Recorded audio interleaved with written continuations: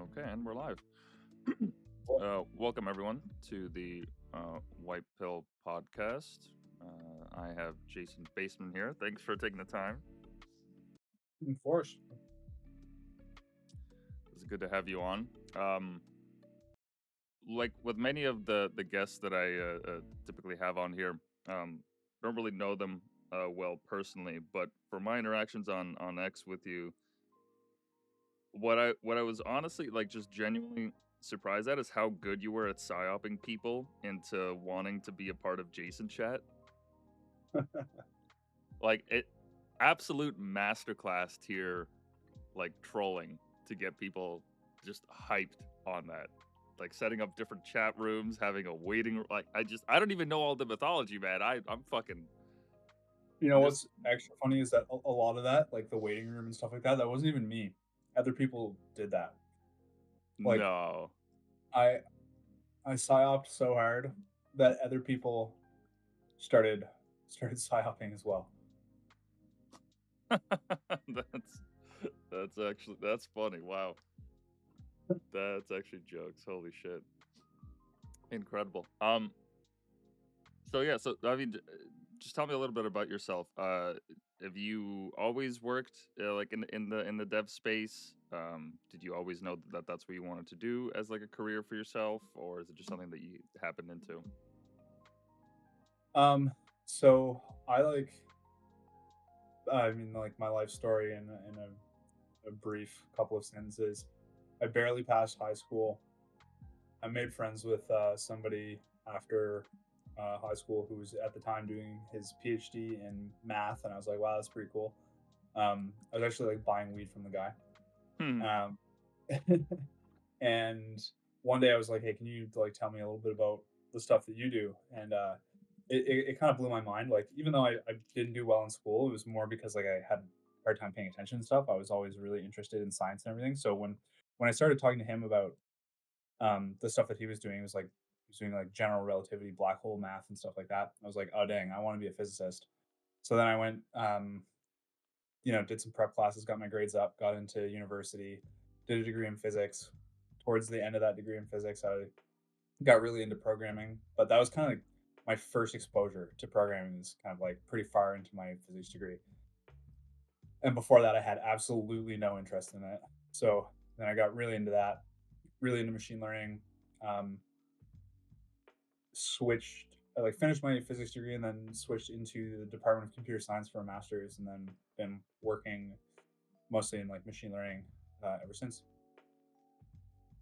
Interesting. Okay, so just went from relevant field to relevant field to relevant field.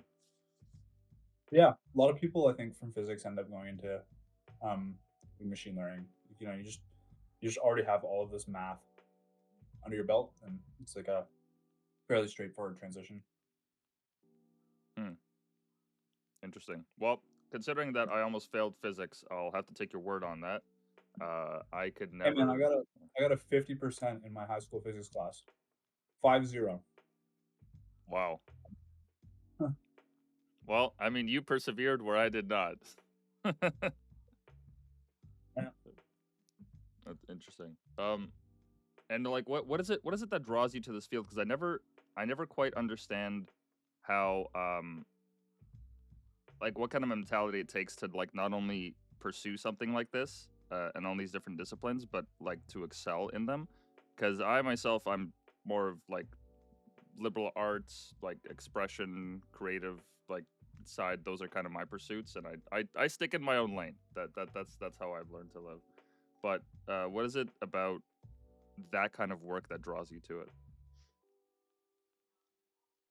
I guess it's changed over time. I'm like, I get pretty obsessed with things. Um, and there was, yeah, just a time where I got really obsessed with physics, and then that obsession shifted to programming and machine learning.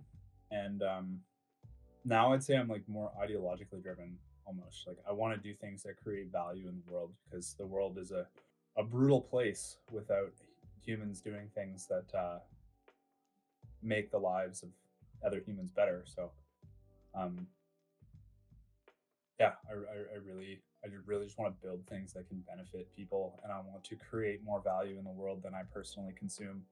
And whether that's doing machine learning related things, other software things, um, you know, anything I can really to create value, I'll do it as long as it's I think it's creating enough, and I know that I'm uniquely capable of doing it. I'll do anything. And when you say ideologically driven, what is it that that got you to the point where you thought that this was the inevitable way to go in terms of like where you directed your energy? What is it that got you here?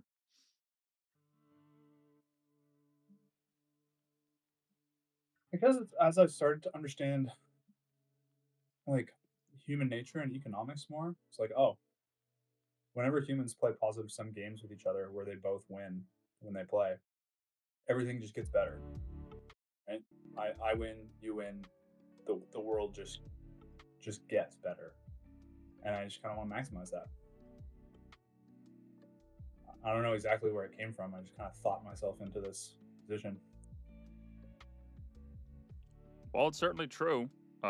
Even from what little time I've spent in Teapot compared to some of the old heads, part of the thing that drew me to it was the fact that people were openly celebrating um, the creations and the work of others and actively promoting it and collaborating on stuff, and not just doing that, but actively acknowledging that this is the way that we have to go into the future, as you said in your own words there, um, because everybody stands to win, right? And it's true. Yeah, absolutely. You know, like all the memes, the like accelerate, we're gonna make it, all that. It's just an offshoot of it, but fundamentally the idea is still the same. I mean, that's exactly why I'm doing podcasts and all the other stuff for the Whitepill project. It's in the same spirit essentially. Oh yeah, I mean, absolutely. That's like the whole White Pill Wednesday thing. You know, sharing good news, positive sum value creation for everybody.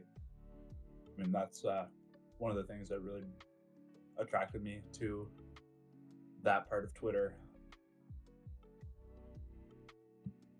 Yeah, because I don't know about you, but it just in my personal life, I don't really get a lot of exposure with that side of, I guess not human achievement, but just that perspective on life and on the work that we should be doing. I work at a fucking vet clinic, so I'm not gonna be I'm not gonna be meeting a lot of inspirational people in my day to day. Having that outlet on X though has been amazing, and I can't believe it's gotten this far. I can't believe that it's gotten as good as it has because there's literally nowhere else. Not on Facebook, not on Instagram, not on YouTube. No other community can offer something like this. Yeah. It's awesome. But just to pivot a little here, in terms of that ideologically driven pursuit of yours, in the culmination of Boundless Discovery, what can you tell me about the beginnings of this? What was the inspiration behind this project of yours? Well, I've always been really curious about the world, um, and ever since I got into programming, I wanted to kind of combine those two things. So,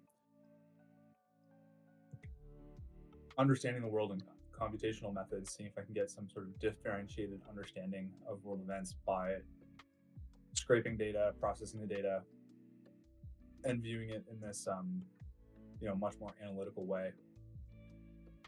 And I've kind of picked up that project and put it down and picked it up and put it down for years and years.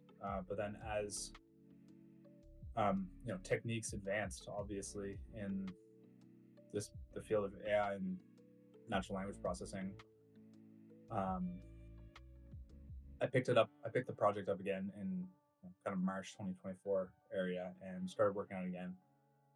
And then started talking to my co-founder about it, and he was pretty interested. So we started kind of exploring ways we could turn this into a business.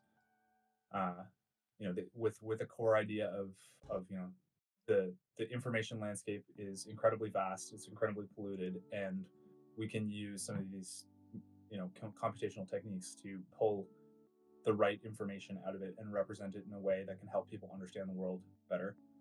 Um, and the way that we both thought to do that was to represent it in a graph, which is what you're looking at right now, what you've got pulled up on the screen. So we started kind of taking news information and representing it in these knowledge graphs where we have um, kind of processed news articles down into these small little chunks. Um, so if you think of a news article, it's this kind of linear narrative of somebody explaining something to you, right? And there's going to be some stuff in there which is very information rich, like Gazprom used the method of gas flaring at the, do not know how to say that word, field. That is a kind of statement of fact, right? So we can kind of pull that one thing out and then link it to the two entities that it mentions, Gazprom and then that offshore oil field, which I lack the ability to pronounce. I believe it's Prirazlomnia. I'm Russian, so I Oh, yeah. perfect. Thank you for saving my ass here. No worries. So yeah, we're pulling out the core pieces of information from these news articles and representing them in this way. And when you do that, I think that you end up gaining this view on world events that you can't really get from reading a couple of news articles linearly, top to bottom.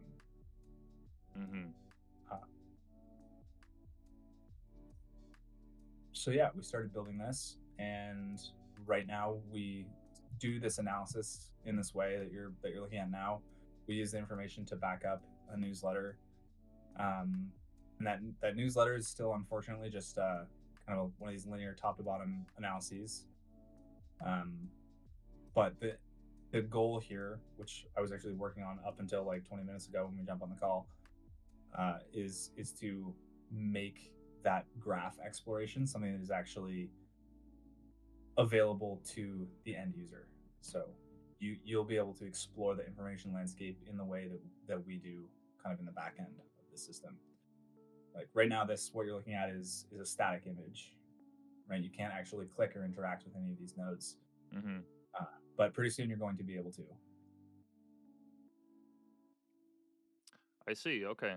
Because I certainly do agree with what you were saying earlier about the limitations of news media, that when it's presented in just an article, you're really, really relying on the author to have like everything essentially like in mind in terms of what the useful parts of the story are, what the useless parts are, what's fluff and what's actual information.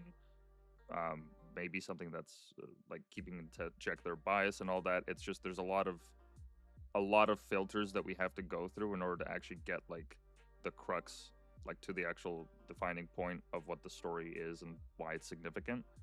And something like this, as you said, it does allow it to be displayed in a different way, so that you're not like, you don't have to shift through fucking paragraphs worth of context. You could just simply get it in all these little blurbs. And if you want more details, by all means, click on it, get the article, as you said, what you guys are working on. Oh, that's great. That's like really a unique reimagining of the news. Yeah, that's the goal so far. Because I've come across a similar idea in the sense that I'm now of the mind that it's not just the story itself that's important, whether it's a scandal or some new announcement or what have you, but the actual way that it's presented matters a great deal to the person, not only to the person reading it, but also to the cause and effects of the story having come out. Like if I see, let's say, for example, on the Globe and Mail, they say that 5 billion has been sent to Ukraine. It's like, okay, I don't know what a fuck a billion looks like. I don't even know what a million looks like. I have no idea what this means for, let's say, taxes moving forward or what have you. I don't know what the repercussions are. It's very hard for me to quantify that. But if instead I see like a chart that shows our donations to Ukraine over like the last 10 years or something like that, then I have like a better idea. Like, okay, well, I can see a trend. I can better understand something. Like, there's more context to it. So the way that you guys are adding context, that's a really unique way of going about it. I applaud you guys for that. That's awesome. Yeah, thanks. And like I say, we want to. Right now, it's early days. We've only been doing this for a couple months, but we want to expose this interface to everybody where they can then kind of go and pursue the parts of this information landscape that are interesting or matter to them. You know, if you zoom out, you see this whole graph. There's a lot there, but it's actually there's even more than this there in our backend system. This is just like one little cross section of all of the information that's actually in our system. Wow. And we have to kind of like tame it down to this, so that it's something that can just be published in a static image and not be a complete mess. But when we look at this, what I like to think about is how there's actually a whole bunch of different stories present in this map, in this graph, and each news article is just like one little traversal through these entities and events. They kind of pick a little subsection of the graph and they write an article about it. But I want to give you kind of the whole thing, and you can go and read the story, whatever story you want out of it. I see. Do you think that there would be any utility to having a 3D view component to this, or would you guys still want to present it in 2D? I mean, I don't know if that would like add another dimension. Yeah, it would, pun intended, but it'd be pretty hard to read this in 3 dimensions. It'll stay as 2 dimensions, but what you're going to be able to do is go and click on one of these nodes and say, well, what are all the other nodes that this is connected to? So right now, some of those nodes that are in there's actually a whole bunch more nodes that are connected to them in our backend system. We just showed you only a small number because you can't. We wouldn't be able to fit all of them onto this one image. But you'll be able to go and look at those nodes, and then you'll be able to go and look at the ones that are connected to those, and the ones that are connected to those, and so on and so forth, and like build up one of these graphs yourself from nothing, and you'll be able to answer lots of your questions about what's happening out of that, I think. Interesting. So, follow-up question for you then. How do you distinguish between bullshit news and what actually comes out as fact? Because if the corporate media is known for anything, it's their insatiable desire to publish bullshit on occasion. Yeah, well, I think there's a couple of different types of bullshit that people publish.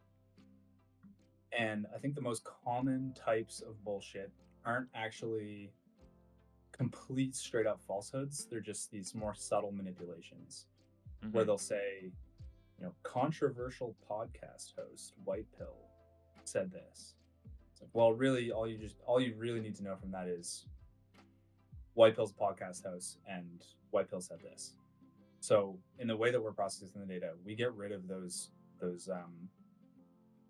like little sneaky words like controversial or what right wing or left wing or whatever that they kind of tack on in front of people's names to like gradually push you in a certain direction into believing something. So we can get rid of that. And that's kind of one form of bullshit that we can get rid of. The other form of bullshit that people do is they'll talk about certain events but not others, right? When really some of the ones that they are not talking about are very relevant in understanding what's happening. So by going out and getting 50, 100, 150 news articles and processing them all down, all of those articles are related to a single topic. In the case of the one that we're looking at right now, it's resources in the Arctic. We're kind of taking the union set of everything. Like if CNN mentioned this but not that, and Fox News mentioned that but not this, well, if we process both of those articles, then we get both things. So I see. there's a much more complete set of things that are in here. Now, if you're worried about the news media telling you that something happened when that thing just straight up did not happen, I think that's a little bit less common in terms of the type of bullshit that they tend to publish. However, one thing that we're also trying to do here is saying like, well, when we process these events down into individual things, like Whitepill said this, if that actually happened and we go and we find 150 articles that are kind of related to this topic, probably more than one of them are going to mention that one event, Whitepill said this. So if we can say, well, look, this event over here was only mentioned in one article ever, like there's only one source for it, but this one over here was mentioned in 5 different articles. You know, maybe you can trust that other one a little bit I see. All of this, like the way that you guys are describing the way that you have your network set up, it just reminds me of that scene from It's Always Sunny with Charlie and that fucking rat's nest of a conspiracy board that he has. You know the one I'm talking about? more. I know exactly what you're talking about. Yeah, that's exactly. The more that you explain this, the more it just makes me think. I mean, my God, like the layers of like filters that you guys would have to set up in order to make all of this happen. Like first to get the information and then also to aggregate it and then get conflicting articles, somehow combine that information. It's just, man, that's a lot to keep in track. Yeah, well, imagine keeping all of that in track without good tools. You know, it's like if you want to go in and get a really good understanding of what's happening in the Arctic and you go and you read 50 news articles, how are you going to do that without good tooling? You're just going to remember what's in all of them and remember, oh yes, this one was mentioned in this entity was mentioned 5 articles ago. I'm going to remember exactly all the context and all the things that thing was mentioned in. No, you need to be able to have tools to help out with this sort of analysis. So Well, that's what we're speaking, building. And Palantir is the software platform that we're building a lot of this stuff on top of, and it's been incredibly helpful. shout out to Palantir. Yeah. Speaking of useful tools, have you heard of this platform called Ground.news? I have, yeah. What do you make of it? So Ground.news is very cool. What they seem to be trying to do is helping you understand the political bias in news that you are reading. So, Ottawa to unveil initial retaliation plan Monday. Most what it was like 62% center, and then a bunch of the rest left. The like right wing sources aren't mentioning it at all. This is really interesting. This is helping you understand, well, what is the political bias in news reporting on current events, and I think it's important to understand what political bias is in the news that you're reading. That can really help you decide what is maybe what's more trustworthy or what matters, or all that sort of stuff. What we're doing is a little bit different though. Where they try to help you understand the political bias of the news, we're just trying to help you understand base reality as clearly as possible. Mm-hmm. Yeah, I stumbled upon their service a couple months back, and yeah, I'm certainly in agreement with you there that their a main focus is at least on highlighting political bias. Like I love that they have a like a no guardrails system in the sense that they don't gatekeep like the articles themselves. Like you want to go see the bias, you're more than welcome to. Just scroll down and you can see the CBC, what the BBC said at Sky News, so on and so forth. And I like their little summaries that they include as well, so that it Yeah. kind of aggregates all the articles and everything that they've written. And how you also mentioned the blind spots, how there's like little to no conservative coverage. That's also something that's worth mentioning as well. I do certainly love their platform. I'm surprised that somebody hadn't done it sooner, because I think they're actually fairly new. They've really only been existing for think like 2 or 3 years or something like that. Yeah, I think they've been around for something like that time frame, a few years. Yeah, but it aggregators like this are sorely needed in the media ecosystem today. And I like that you guys each have your own role to play in that because, as you said, the focus for you guys isn't really on the political angle. It's just trying to get as much clear information to the person as efficiently as possible so that they get a better understanding of what the story is actually about. Yep, what the story's about, and then like, well, what are some additional questions that you could come up with after that? Like when I'm going through our analysis procedure and I'm kind of navigating through that graph that you were showing a minute ago, Mm-hmm. in the interactive way, I continuously just keep coming up with questions like, wait a second, what, this happened? This person did that to that person or that company or whatever. Well, okay, like let me bring up the node for that company. What else was that company involved in to do with this topic? And you just keep kind of going down these these paths on the graph, and you keep learning things and keep stitching together a story. Uh, but then once you've stitched together that branch of the story, it's there, it's on the graph, and you can build off of that. You continuously build up your analysis as you go until you've really mapped out your understanding of, in the case of this graph, resource utilization in the Arctic. Gotcha. Do you think that that there is an untapped source of utility from this being presented to, let's say, kids in the education system as like a component of media literacy? Because I don't really recall ever being taught that in school, at least not here in Toronto. I mean, like basic stuff about like Google searches, sure, like tips and tricks, how you can use certain symbols to get what you want or filtering and all that. But I never really had been exposed to something like this. And do you think that there's a space for, I don't know, some kind, not recognition, but like some kind of collaboration with an education system regarding this stuff?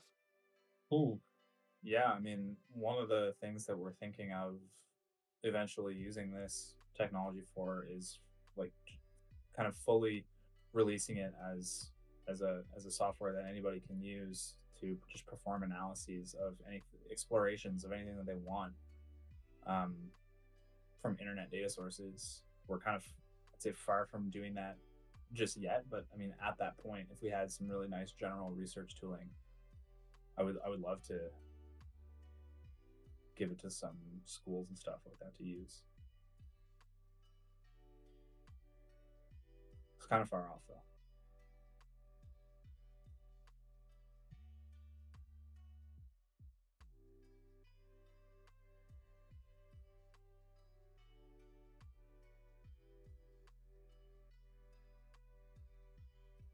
Still there? Oh, sorry, my mic. I have a mute button. I forgot I muted it. My mistake. Um, It's all good. yeah, I was just saying that it would certainly be an extremely useful tool, like not just for the average person, um, and also students, but anyone that's really interested in any kind of topic. I like that you guys have that in mind. That it's not just um, a matter of like keeping it like stuck to news stories. That there is that flexibility for anyone to just that wants to do research on any topic. They could just pick whatever you guys are going to call the software up and be able to use it for their own means. Because at least like me personally, I'm more of a visual person, so I like to have everything like mapped out right in front of me to see. Otherwise, like if I just have paragraphs of text, it's too much for me to keep in my head at once, and the whole process just kind of falls apart. But stuff like this is, I mean, it's perfect, right up my alley. Yeah, I mean, that's literally why me and my co-founder Peter started building this. So specifically, I mean, I'm a very visual learner. I kind of like this is a representation of how I think about things in my head, and now I just have this like kind of external workspace outside of my brain that I can use, but it works very similarly to the way that I think. And Hmm. then my co-founder Peter is very dyslexic, really doesn't like reading, has a hard time with reading comprehension. Of course, incredibly intelligent, but Hmm. just like that specific medium doesn't quite work for him. Uh, but representing it like this actually really helps him understand it better. That's awesome. Um, in terms of the news stories that you guys have covered so far, what would you say has been not the most revealing, but just kind of eye opening when you guys put it to this kind of medium? What is it? What story stands out to you the most that like you were able to kind of step back and be like, oh shit, there's a huge there's a really big picture that's connecting all of this together. Yeah, man. So pretty much all of them. Okay, fair enough. Yeah, I mean, everything connects into everything else, man. I can give a few examples. In that one on the bottom right there, Russia and West Africa. This was only our second analysis ever, so in terms of the sophistication that we can bring to an analysis now, it's like our tooling has gotten a lot better since then. But some of the stuff that we learned during this one was crazy about how uh, Russia is using their private military corp, the Wagner Group, to go into certain places in Africa and prop up governments um, in exchange for access to like resource rights and stuff like that. Um, and by prop up governments, I mean like protect them from like insurgencies that are in the area. So, there's this kind of trend of a lot of these West African nations wanting to get away from their like the colonial powers that they were previously a part of, Hmm. and like on the one hand, fair enough. On the other hand, like they're not really strong enough to do it on their own because they have these insurgencies. In many cases, Islamic extremist insurgencies. So their governments need uh, support, military support specifically, to prevent themselves from being overthrown by these Islamic insurgencies. And then Russia will come in and provide that support, but also it seems like they're running information operations to kind of push these nations further away from their previous Western European colonial powers and more into the arms of Russia. Um, you know, not because Russia wants to come in and decolonialize these places, but because they want access to the resources that are there. So one of the crazy things that we found out in this one is that Ukraine has actually been kind of screwing around in Africa as well to try to thwart some of Russia's efforts. So it's like there's almost this other miniature front in the Russia-Ukraine war, which actually seems to be in Africa. Hmm. Interesting. I mean, it Um, doesn't surprise me. yeah, Russia's good at anything. It's exporting its influence across the world and in many ways throughout history. Um, wow. I just it because you don't really there's not a lot of news coverage on like stuff like this. Like I'll hear about maybe on Reddit or on X that like Chinese troops like beating mine workers or something like that, and or the Belt and Road Initiative that they have to build a lot of infrastructure in Africa. But having a comprehensive look at a story like this, it ties the whole thing together in a way that I mean the media just can't. They don't have enough time in the day to like like sit there for hours and you have just correspondents come in and come out and you just do all this coverage. Why? yeah. I mean, Just have a chart. the medium that they're using is flawed. Like, it's events like this are too complex to understand in that kind of again, the word I keep using is a linear narrative, where somebody comes in and says, "This happened, and this happened, and this happened, and Hmm. therefore it means this because I'm an expert." Well, man, there's so much more that can go into that. There's so many more stories that can be pulled out. There's so many more conclusions that can be drawn. I really just want to provide people with the ability to go in and explore it themselves in this much more detailed way. Yeah, I mean, look, I don't have to tell you the value proposition of this. I'm sure you guys are more than aware of that. But I mean, just from my perspective, you guys are sitting on a gold mine. This is like as the world progresses into the through the 21st century, the problems and news stories and everything, it's just going to get more and more complex. Uh, with AGI on the horizon, automation, and so on and so forth, obfuscation of media and the truth, and what's going to happen with the labels of misinformation and all that. We're going to need sources like this. We're going to need tools like this. And by need, I mean need, as in we cannot operate without.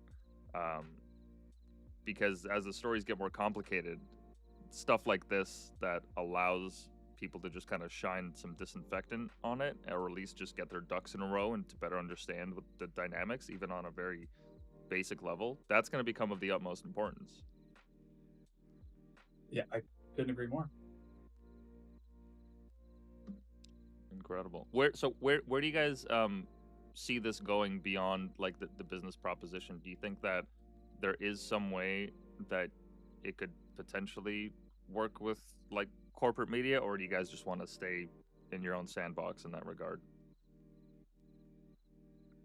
I mean, I think for now we're really just forging our own path in building a media brand around this. The media brand might not be the end all be all. Like if the research tooling that we build under the hood turns out to be so good that it's valuable in more ways than just one, well, okay, we're going to have to pursue that, because I think there's a lot of different ways that it could create value. But yeah, I mean, for now, my intention is not to try and take this tooling and sell it to, your CNNs, your Fox Newses, and that sort of thing. It's to really build it ourselves. Yeah, I doubt they would know what to do with it. Yeah, I mean, they've kind of cultivated audiences, I think, of people who want to be just told what to think. And, fair enough. The world is a complicated place. You're working a job, you've got kids, you've got bills to pay. Going and doing a really detailed analysis on the geopolitical situation in West Africa between, previous Western European colonial powers and Russia and China, and how that ties into the Ukraine war. This is not something that everybody is going to want to use. But what we're kind of banking on is that there will be a smaller number of people who really, really, really want to use it.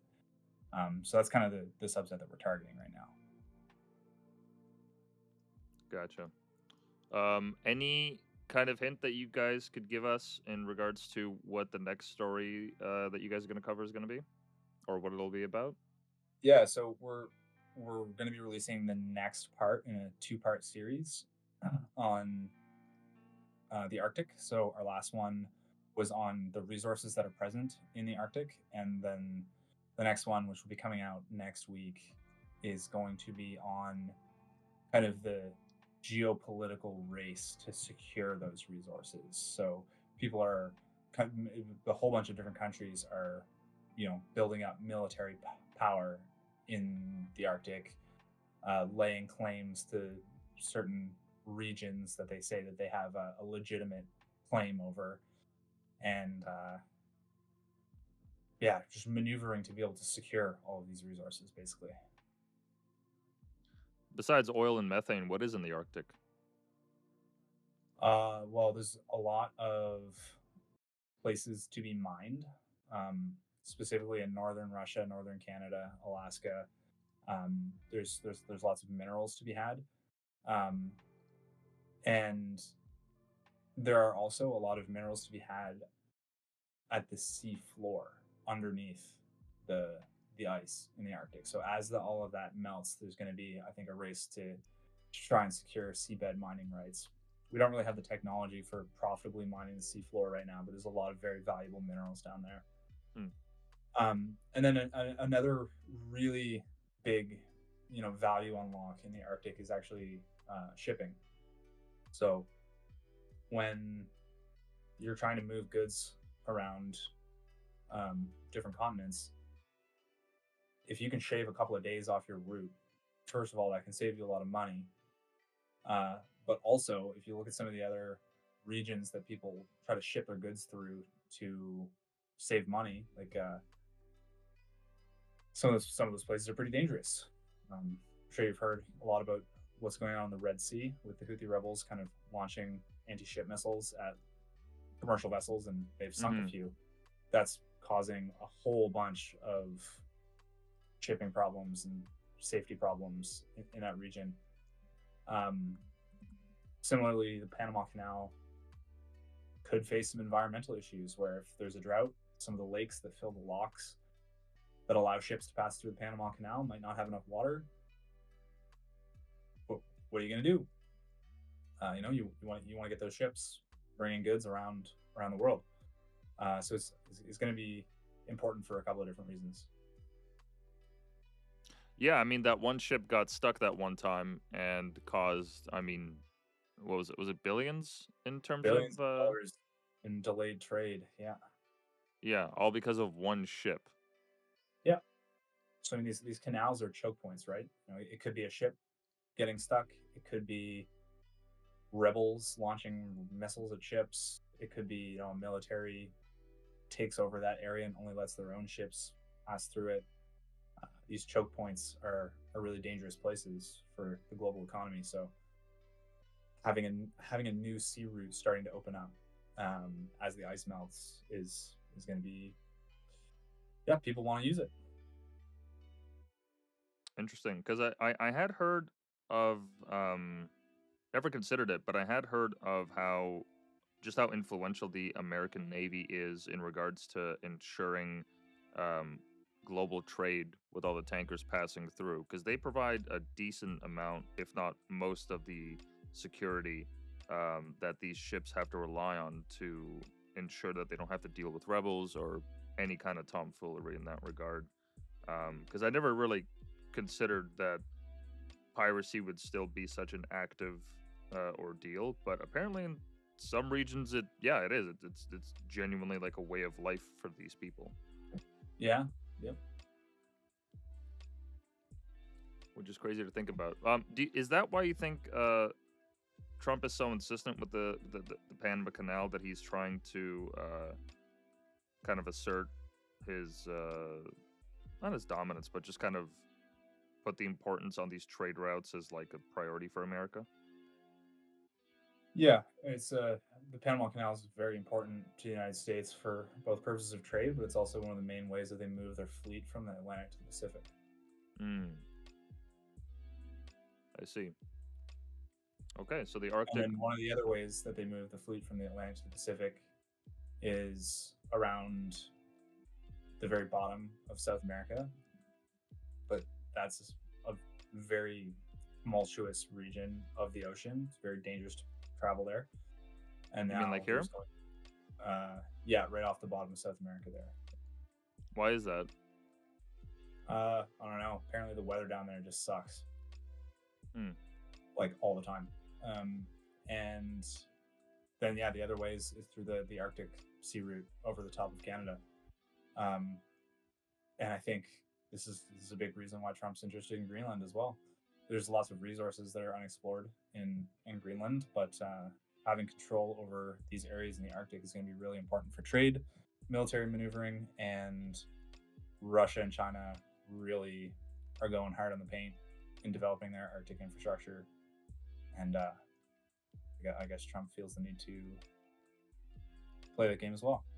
And like, fair enough, it's important region. Do you think he would be successful in actually attaining Greenland, or is that just a meme? Oh man, I have no idea.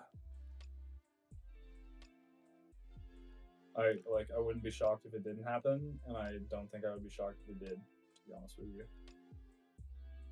I'm of the same mind because I don't know what to make of it. I mean, I don't know what to make of just about anything that man says, because you really can't take him at face value if you want to understand him.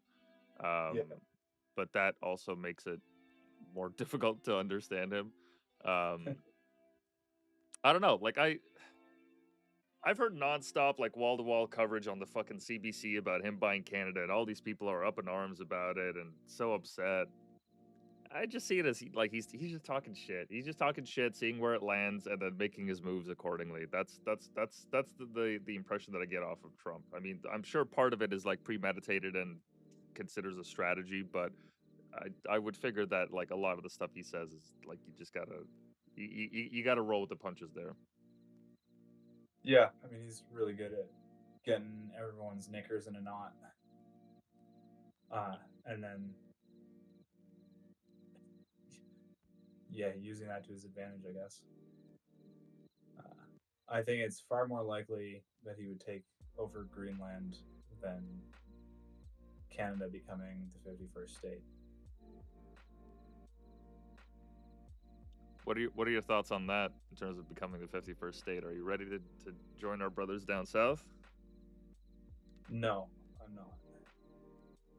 I don't dislike America or Americans. I'm happy to have them as a neighbor and an ally. That doesn't mean I think we should be one country. We also Also, wouldn't be a single state. yeah, I mean that's absolutely insane. Are you telling me you're going to put Alberta and Quebec into the same state? uh,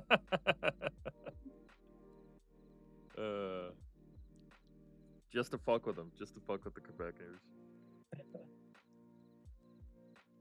Yeah, I don't know. I like that both of our nations have so much influence onto one another when it comes to culture or how like a lot of Waterloo grads they typically go to SF, like that's the move, they drain down there. I like that we have that kind of relationship that we kind of give and take from one another, and there's a lot of benefits that come from that. Um, but I don't know if I would feel comfortable about like us completely going under their constitution and their rule of law. I like the way that America is slowly kind of trickling in to Canada. Um, I like that we're kind of what they experience, we get like 4 years later. I always feel like it's kind of like a bit of a lag time. Um, but I don't know about like a wholesale process of like absolutely just taking over the nation. I don't think that would go over well with a lot of people. No, I don't think so either. And as for the cultural export between Canada and the United States, like, well, let's take the good things and leave the bad. Like Hmm. the entrepreneurial spirit, I think, is something that we could use a lot more of here in Canada. Um, and then there's a bunch of other crap that I would leave behind. Oh, absolutely, absolutely. Uh, I do like that we're, or at least it seems like we're moving slowly in that direction of like embracing that entrepreneurial spirit. Or at least if the heads at Shopify are any indication, it seems like more and more people are trying to kind of foment and sustain that kind of spirit. I mean, even here in Toronto, there's a lot of the spaces that exist here for creators and independents didn't exist, 5 years ago, and a lot of people have started to come together. Like, let me see if I can find an example. This was one event that I went to. It was called New Demos, and it was basically uh, they rented out a theater and they had all these people come in and present like demonstrations of not just apps but just projects that they were working on. And they had like everyone had like 5 minutes to present. It was really cool because it was people from all sorts of disciplines. It wasn't just tech, it wasn't just business. Some people that were working in AI, some people that were working in art, some people that were working in design, architecture, what have you. It was just this kind of mixed bag, but being in that room of people, uh, it reminded me like, oh shit, there's actually a lot of people that are just doing stuff out there, and getting them together all in one room, like that's key. We need more of that kind of stuff. So I love to see that kind of energy. Yeah, yeah, me too. I'd say sometimes it can go in both ways. You can have it really, really positive stuff, like it sounds this was, and then I've seen some other things where people are a little naive in terms of how business goes, where they say, "Oh my God, you raised capital, you're a success, congratulations." Well, raising capital is cool, it's important. Some people have to do it depending on their business model, but that doesn't mean you're successful. It's like now you have to use that capital effectively to create a self-sustaining business. And I have faith that as we continue onwards, more and more people are going to come to a full understanding of that process, and their excitement will be properly placed at certain milestones. But yeah, I mean, I've seen a few people who we call grantpreneurs Hmm. uh, along the way, where it's like, you get these government grants and you just keep getting government grants, but really you're not fully exposed to market incentives if you just keep getting money from the government for free. Some people can use that money effectively, and other people just don't really get it, but they keep getting the money and they're not creating a successful, self-sustaining business. And I think that's really unfortunate. We need to minimize that. So you're just from your own experience, you're still seeing a lot of rent seeking in these kind of spaces. Okay, so I've been a little separate from that community for a couple of years now. I'll be getting back into it a little bit more as I continue to build Boundless Discovery, but I have seen it before. Yeah, I mean, and I don't yeah. think it's super malicious in all cases. I think that there's just like a bunch of people who have um, the desire to go and do the startup thing and to build a business, but they don't necessarily know what it takes. And then the people in the government who are kind of handing out the grant money also don't really know what they're doing. And it's just an unfortunate kind of you know money burning ritual. Uh, Maybe there's a few people who know exactly what they're doing, and to them I would say fuck you. But I don't. I think that those people are very much in the minority of that group. I think everyone's really trying, but just because the this sort of entrepreneurial spirit of startup culture and like building technology and stuff is a little newer in Canada than it is in a lot of other places. Like you mentioned San Francisco, where it's kind of like the mecca of building a technology business. Hmm. It's just going to take some time for like the right people to succeed here and then share all of that knowledge on how they've succeeded. And you mentioned the founders of Shopify a little while ago, and man, those guys are awesome. I have nothing but love for Toby, Luca, and gosh, what's the other guy's name? Kaz. Freaking great guys, national treasures. Yeah, I love a lot of the discourse that they're pushing on X when it comes to fomenting an environment in Canada nationwide that can support a lot of, well, can get the appropriate resources into the right people's hands at the right time, um, as it is like just overtly crucial that we get back to that kind of way of entrepreneurship. Um, as because under Trudeau, the public sector has grown by like 40%, which is insane. Like I understand that those people play a role, but if they're not making products, if they're not putting services into the economy that people can pay for, and if it's just about doling out services that are paid for by tax dollars, if there's no actual creation going on, then we stagnate, and that is not good. Um, Especially with the amount of businesses that closed down during COVID, we are in desperate need of revitalization of independent businesses in Canada. So I'm in agreement with you. I love what they're doing over there. Um, it's too bad I never got the chance to actually like go to the head office in Ottawa there, because I was a student university at the time when they were popping off. But I'd never been, like, I wasn't really in the space. I wasn't a part of it. But hats off to them. Godspeed to those fellas. Yeah, they're doing a great job. They're creating a ton of value for the whole world, and they're doing it from here in Canada. And yeah, I wish them all the success in the world. Yeah, and in regards to what you mentioned there earlier about founders essentially not crashing out but cashing out on cash. Is it just simply because we haven't had that kind of environment built up here in Canada? We don't really have um a lot of people that have gone through that experience so they can talk about it and like serve as a cautionary tale to people. And now that they're getting a taste of it, they're like, "Fuck yeah, I'm gonna live it up. I'm gonna take advantage of it." Yeah, I mean, it's probably different for everybody. I don't want to cast shade on anybody in particular, and this is just like what I've noticed in one man's opinion. But Mhm. Yeah, I mean, I think there's always going to be some people who are like shady rent seekers, and if you give them a little bit of money, they're not going to allocate it very well. Um, but I also think that, yeah, the more experience we build up, the more we have like good investors in Canada who aren't just people in the government giving out grant money. Yeah, the more advisors and investors and uh, even I would say go as far as say like content creators around who are sharing their stories on how to do this properly. Uh, it'll get better and better. I see. And in your own experience in regards to some of the stopgaps that are kind of keeping this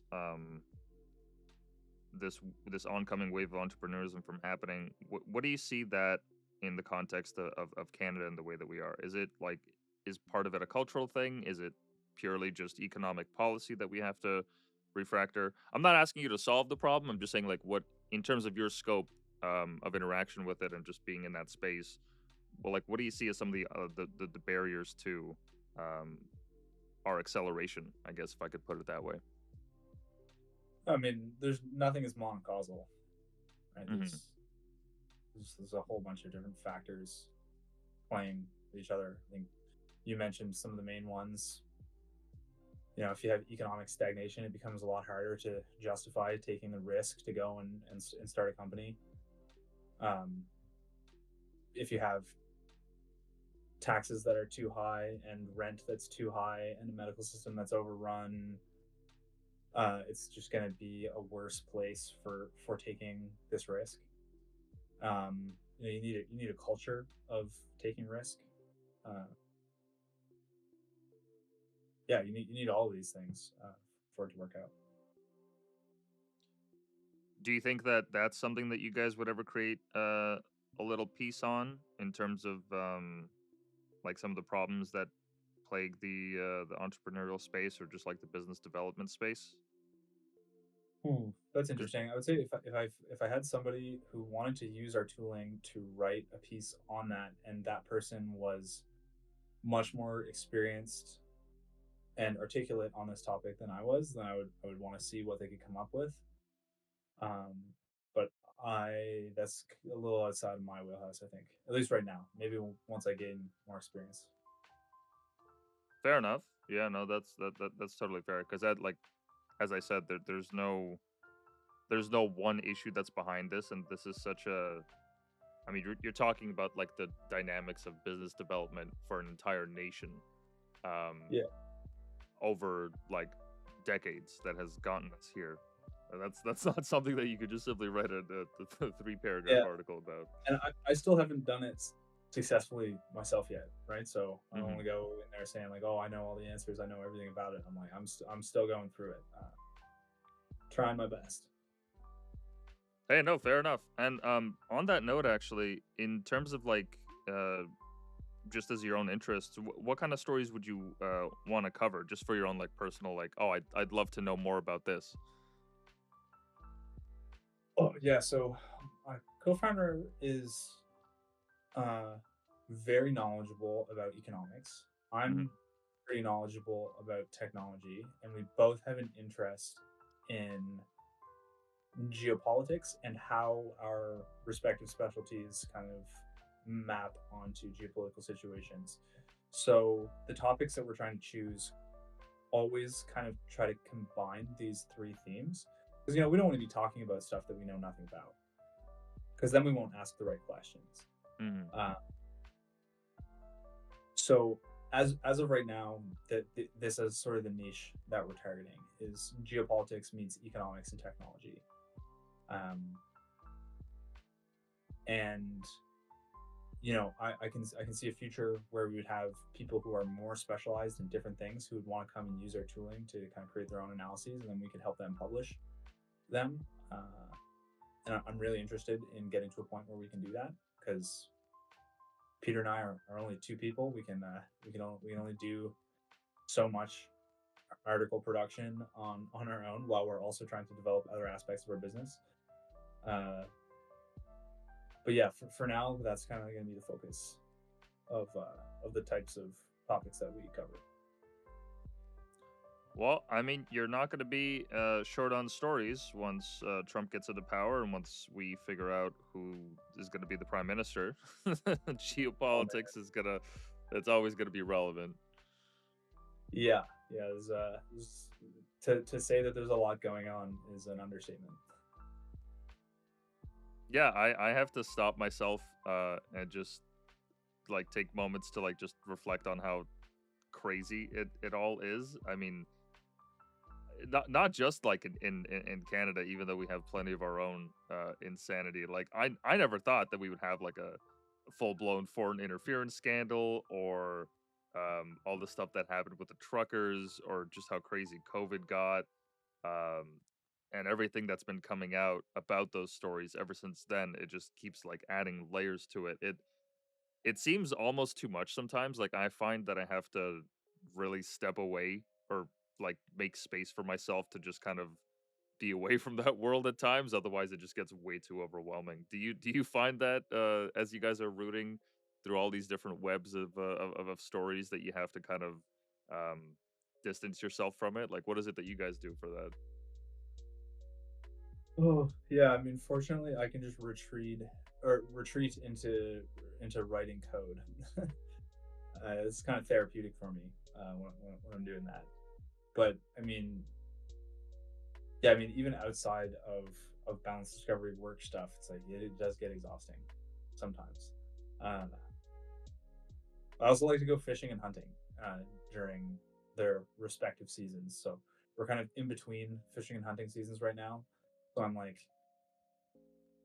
looking forward to the spring where I can go sit myself down next to a river and try and catch a brook trout. Oh, okay, right on, right on. What do you hunt? Not much successfully yet. I've done a couple different types of bird hunting. I've gone deer hunting, yet to be successful with that. One time I was out with a good friend of mine who I hunt a lot with, and we kind of tracked down a bear together, and he ended up taking the shot on the bear, got him. Whoa. Holy shit. How I hope you guys were far from it. Yeah, I think the shot was maybe 130 yards, something like that. Holy shit. Okay. Interesting. I didn't know you were allowed to hunt bears in Canada.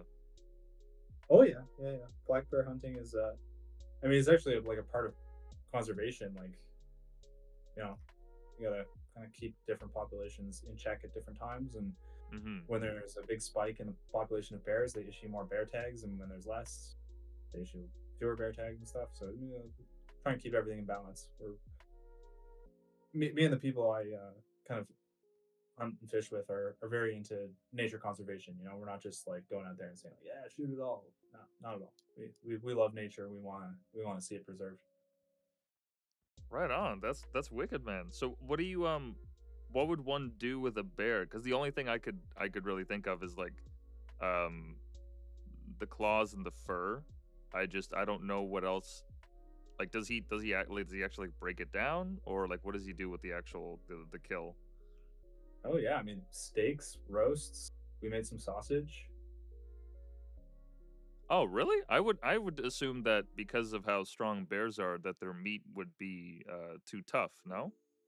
No, they're actually quite fatty, and if you kind of slow cook them and stuff, they're very tender.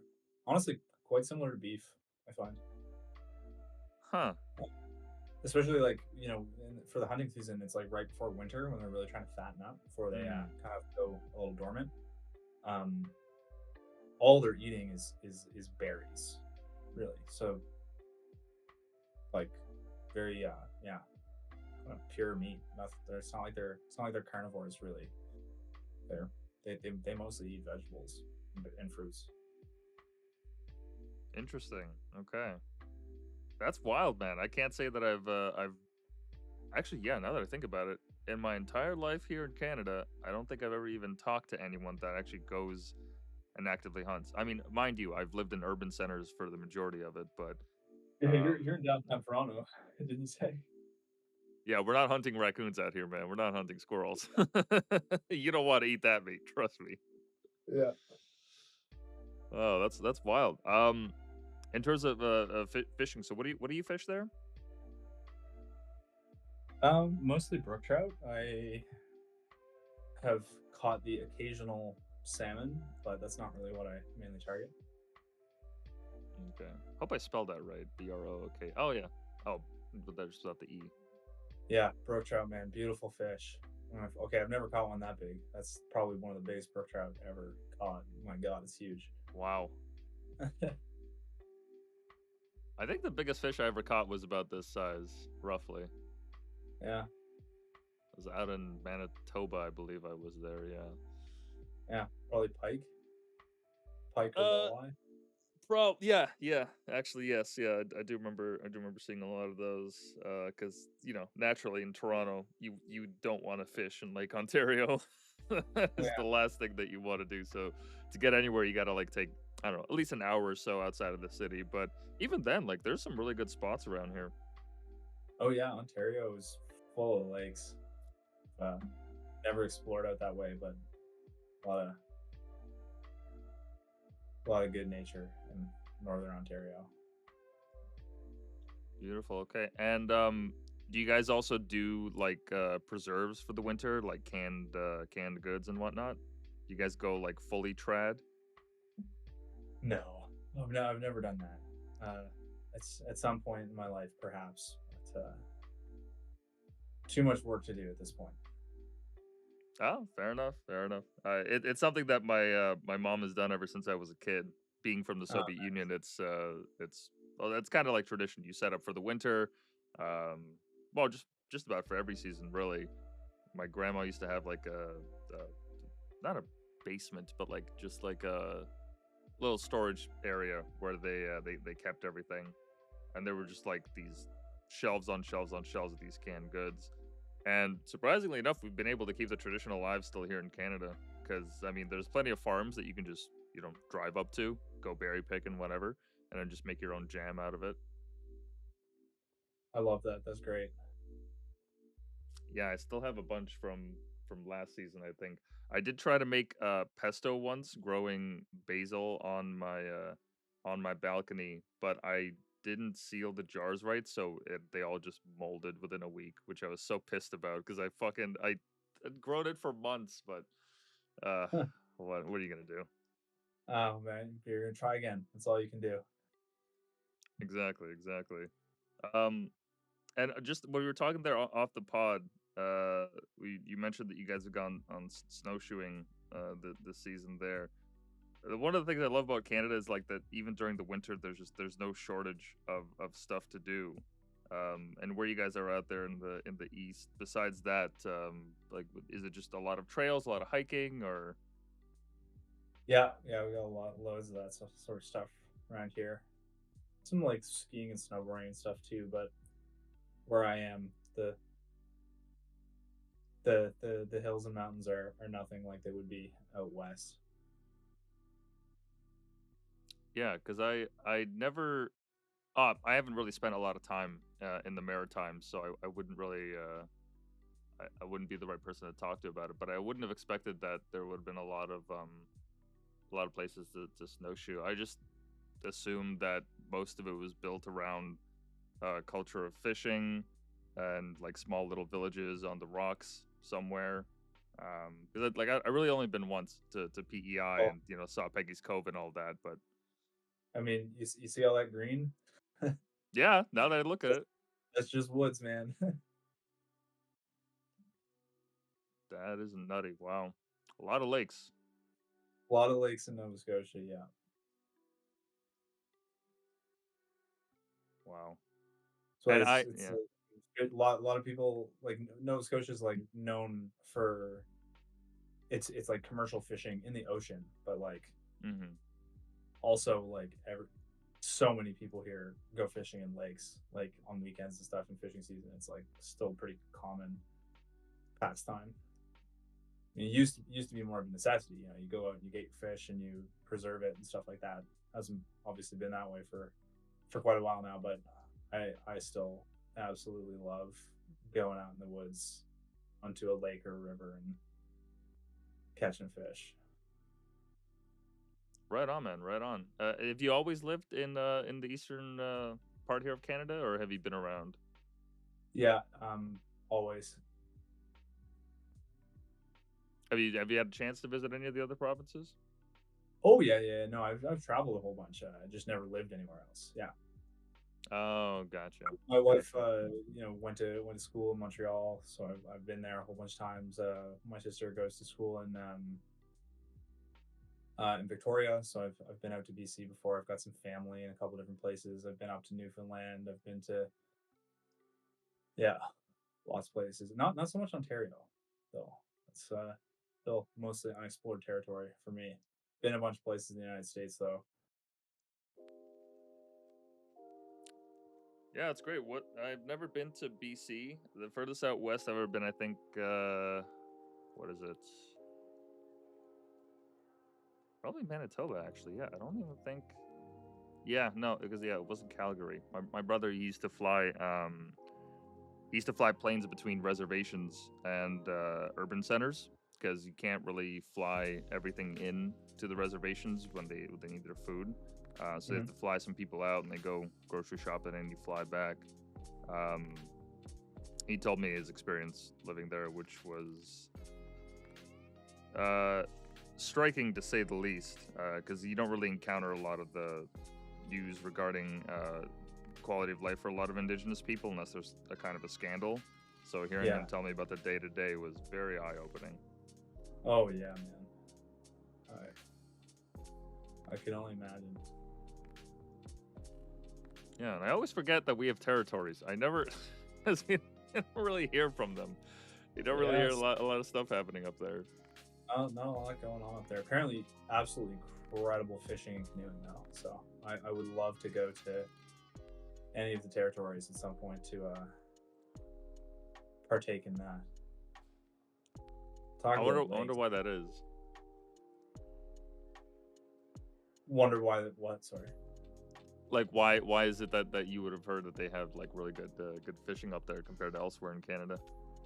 Oh, it's because it's largely untouched. I mean, like some of those lakes, maybe only a couple of people a year ever go to them. Mm.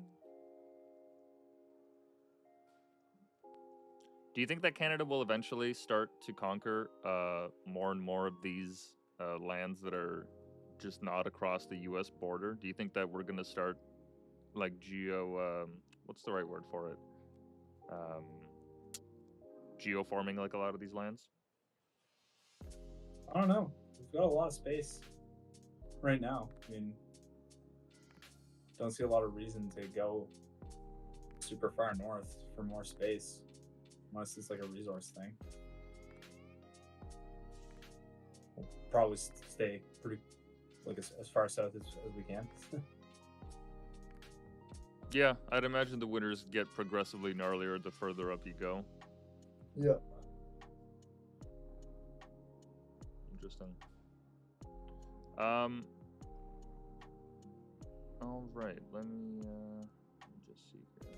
Give me 1 second.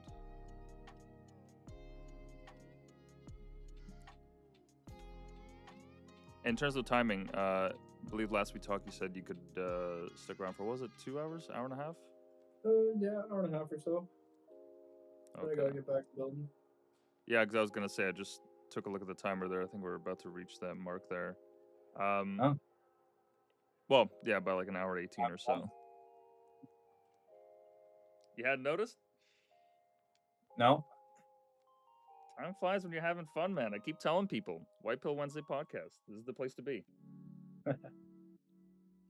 Um, well, look. In any case, I just want to say, big fan of what you guys are doing there at Boundless Discovery.